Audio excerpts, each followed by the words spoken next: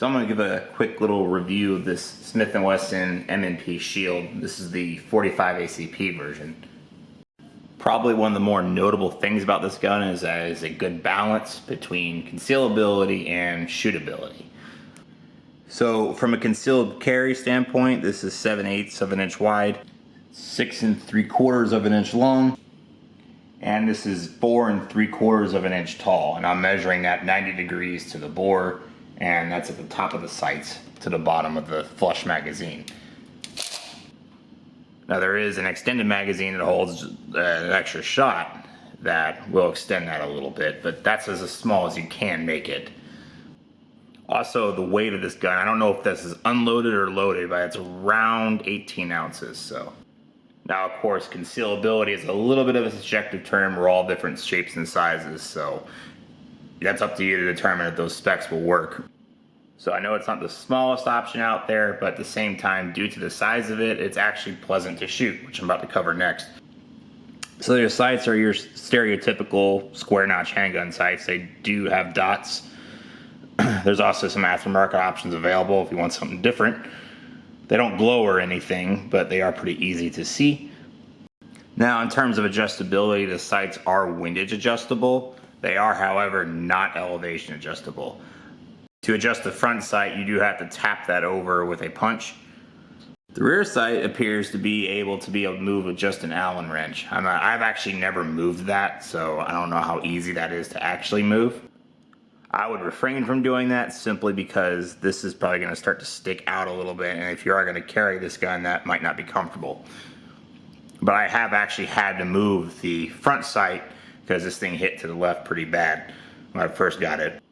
The slide is a little bit on the heavier side, but for this size gun, I'd call it about average. Maybe a little above average in terms of resistance.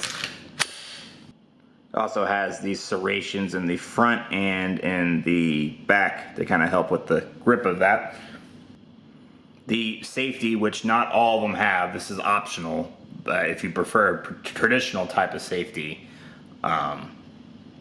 it is in a very ergonomic location. It is pretty heavy. You can probably hear that. But again, it's not very hard to operate at all.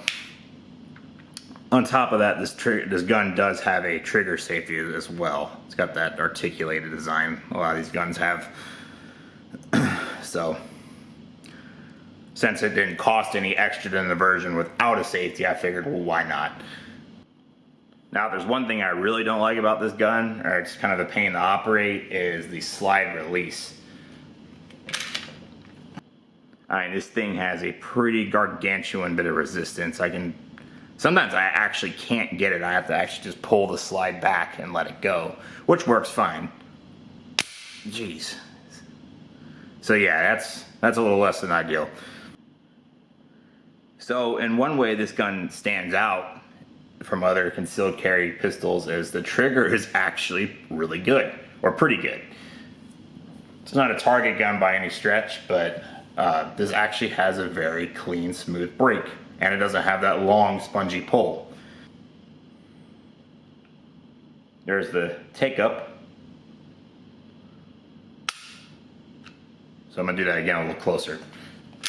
So here's the articulated trigger. Here's a little bit of slack. But it's actually long enough to kind of think of as a two-stage trigger. I know it's not really intended for that, but that's how I think of it. And now I'm going to start applying pressure. Alright, so we're at the wall. Alright, so there's a little bit of creep there. There it goes.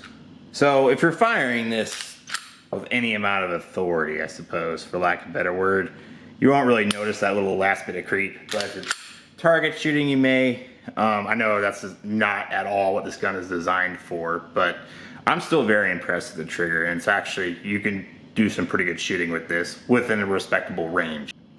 Now let's talk about all this stippling here. This is kind of a double-edged sword. It does help you get a good grip on this, and there is quite a bit of muzzle flip being 45 ACP, but at the same time, once you shoot several magazines through this, that constant jerking is gonna start to actually wear your hand out a little bit, and I find that my hands was kind of starting to get the jitters fairly quickly with this. That's one thing I don't like about it from a shooting aspect. I realize, no, it's not meant for that, and I can't really criticize it for that. But if you like to practice with your carry weapon, that might be something you want to consider. Me personally, I actually have never carried this gun. I usually just used to keep it in my glove box or in my center console, which in the state of South Carolina you can do legally. Now I just keep it for home defense. I just shot it for the first time the other day, and oh gosh, probably years. So I've definitely gotten rusty. That or the GP100 just spoiled me. Now the magazines available for this are a 6-round and a 7-round extended magazine. The nice thing about the 7-rounder is you actually have a little bit more area to grip. That being said, I don't find the 6-round one to be particularly awkward or anything. They are unfortunately very heavy to load. I mean, it'll make your fingers sore when you shoot this a lot. They also have a little round count indicators on them. Now, I'm not going to fully load this in my house, but what I'm trying to explain here is there's not enough clearance in this mag for this round to be pushed in against a closed slide. I'll demonstrate. I know I'm not going to actually rack it, but yeah, see, that's not happening. Even if I forced it closed, I think I actually tried that one time and the gun immediately jammed. So no, you're not going to be carrying an extra shot in the chamber with this.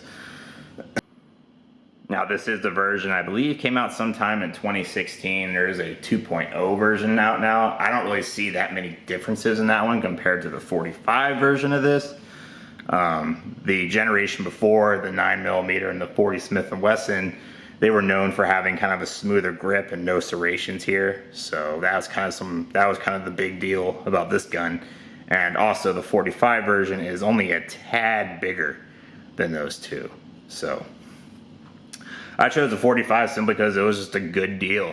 This was MSRPing around, $475, $500. I got it for, I think, $420.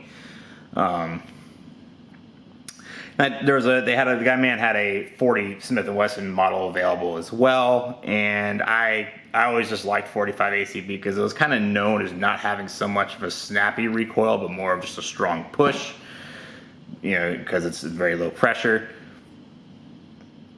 This definitely has quite a bit of a whip to it, but I wouldn't call it terribly unpleasant. If you've never shot a gun before, or you're new to this hobby, or whatever you want to call it, I wouldn't start with this, but I wouldn't call it impractically unmanageable.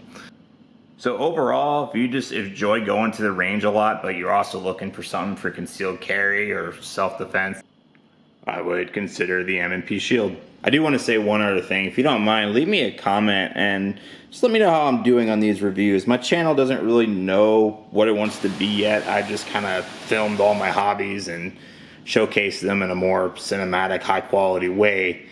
But so far, the trains and the gun stuff seems to be winning out. But just let me know any feedback on these reviews or shooting videos.